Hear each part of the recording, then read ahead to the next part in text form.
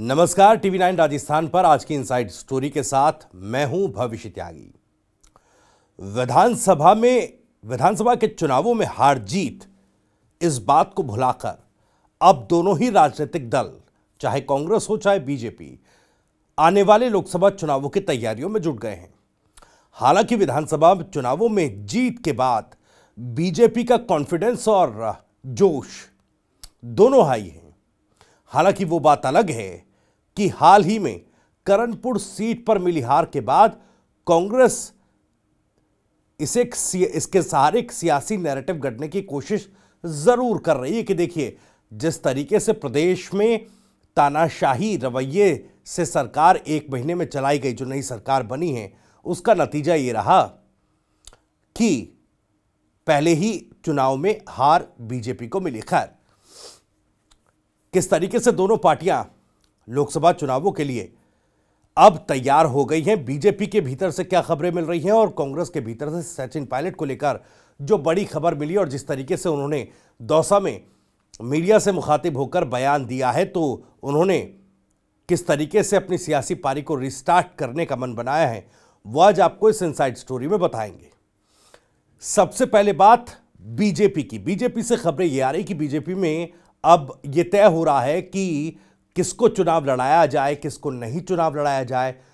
पुराने चेहरों में से, क्योंकि 25 सीटें लोकसभा की राजस्थान में है और 25 की 25 सीटें पिछले लोकसभा चुनावों में क्लीन स्वीप की थी। हालांकि उसके बाद जब उपचुनाव हुआ लोकसभा सीट पर, तो वो बीजेपी के हाथ से निकल गई थी और हनुमान बेनीवाल के खाते में वो सीट चली गई थी। तो 25 की 25 सीटों पर किस तरीके से अब चुनाव लड़ेगी बीजेपी, चेहरे को तय किया जा रहा है। किन पर भरोसा दोबारा से पार्टी करेगी। दरअसल ये कहा जा रहा है कि लगभग 15 से 16 सीटें ऐसी हैं जिस पर पार्टी नए चेहरों को मौका दे सकती है। और जाहिर तौर पर जो कद्दावर नेता बीजेपी के विधानसभा के चुनाव हारे हैं, चाहे उसमें पूर्व नेता प्रतिपक्ष राजेंद्र राठौर हों, पूर्व उपनेता प्रतिपक्ष सतीश पूनिया हो, इसके अलावा सौम्या गुर्जर, या इस तरह के जो कद्दावर नेता हैं, उनका नाम लगभग तय माना जा रहा है कि उनको इस बार लोकसभा के मैदान में फिर से दौड़ाने वाली है बीजेपी। और 9 से 10 सीटों पर बदलाव भी करने के मूड में पार्टी नजर आ रही है। कुल मिलाकर 12 से 14 सीटें ऐसी होंगी जिस पर बदलाव देखा जा सकता है। यहां पर पुराने प्रत्याशियों को हटा करके नए प्रत्याशियों को मौका दिया जा सकता है। चूंकि इस बार 6 सांसदों को चुनावी मैदान में, विधानसभा के चुनावी मैदान में भी उतारा गया था और एक अलग स्टाइल ऑफ पॉलिटिक्स बीजेपी ने सेट की थी। हालांकि उसमें से 3 को हार मिली, 3 को जीत मिली। जिन 3 सांसदों को हार मिली है, अंदर खाने खबरें ये हैं कि अब उन पर लोकसभा में भी दांव न खेलने का पार्टी मन बना रही है, यानी उनको अब किनारे कर दिया जाएगा और नई चेहरों को जगह दी जाएगी। तो कुल मिलाकर ऐसी 15-16 सीटें साफ तौर पर देखने को मिल रही हैं, या यूं कहें किस तरह की खबरें आ रही हैं कि इन 15-16 सीटों पर अब नए चेहरों को मौका पार्टी आने वाले लोकसभा चुनावों में दे सकती है। और एजेंडा देखिए क्लियर है। एजेंडा केंद्र की, जाहिर तौर पर चूंकि विधानसभा चुनावों में भी इस बार मोदी के चेहरे पर वोट मांगा गया और प्रधानमंत्री मोदी के चेहरे पर ही जीत हासिल की गई, तो जाहिर है लोकसभा चुनाव में केंद्रीय योजनाओं का एजेंडा है और इसी को लेकर पार्टी जो है वो पूरी तरीके से प्रदेश में भी जुटी हुई है। अब देख लिया जाए तो आज उदयपुर में थे मुख्यमंत्री भजन लाल, और जिस तरीके से वहां पर वो विकसित भारत संकल्प यात्रा का जो कैंप लगा हुआ था उसका निरीक्षण करने के लिए पहुंचे थे। वहां पर मंच से सभा को संबोधित भी किया और उस मंच से पहले प्रधानमंत्री नरेंद्र मोदी का एक संदेश जो है पर्दे पर दिखाया गया और उसमें तमाम केंद्रीय योजनाओं का किस तरीके से केंद्र सरकार लोगों के लिए काम कर रही है, वो तमाम चीज़ें बताई गई, वो संदेश दिए गए और आने वाले समय में भी केंद्र सरकार की कार्य योजना क्या है उसको भी उस पर्दे पर दिखाया गया। उसके बाद जब मुख्यमंत्री ने अपनी बात कही तो उसमें साफ तौर पर यह संकेत मिला है कि केंद्र के दिशा निर्देश और जिस तरह की केंद्र की योजनाएं हैं जो जनहितैषी हैं, उनका फायदा अंतिम पायदान पर खड़े व्यक्ति तक पहुंचाने की कोशिश की जाएगी। तो जाहिर तौर पर केंद्रीय योजनाओं को लेकर बीजेपी नैरेटिव सेट करती नजर आ रही है। अब देखिए, कैबिनेट मंत्री किरोड़ीलाल मीणा साहब ने भी मीटिंग की है। उन्होंने भी कहा कि बिचौलियों को पैसा नहीं खाने देंगे और किसानों के लिए, किसानों का भी मुद्दा है, किसानों के मुद्दे को भी केटर करने की कोशिश, यानी बड़े बड़े जो मुद्दे हैं केंद्र सरकार, या यूं कहें कि केंद्र की राजनीति की परिधि के भीतर जो आते हैं उनको केटर करने की बीजेपी कोशिश कर रही है। अब कैबिनेट मीटिंग में माफ कीजिएगा, किसानों का मुद्दा किरोड़ीलाल मीणा साहब ने उठाया। पहले तो बिचौलियों की बात की कि बिचौलियों को पैसा नहीं खाने देंगे, डीबीटी यानी डायरेक्ट बैंक ट्रांसफर जो है वो लाभार्थियों को किया जाएगा, किसानों को किया जाएगा।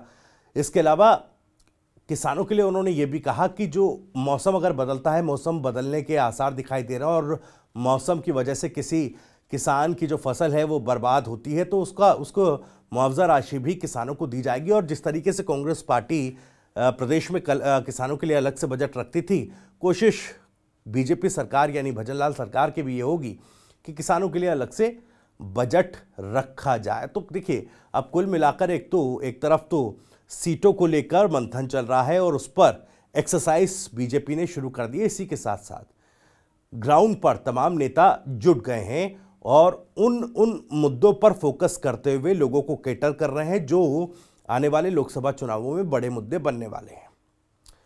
दूसरी तरफ आते हैं सचिन पायलट। अब देखिए, राहुल गांधी अपनी भारत जोड़ो न्याय यात्रा की शुरुआत करने वाले हैं।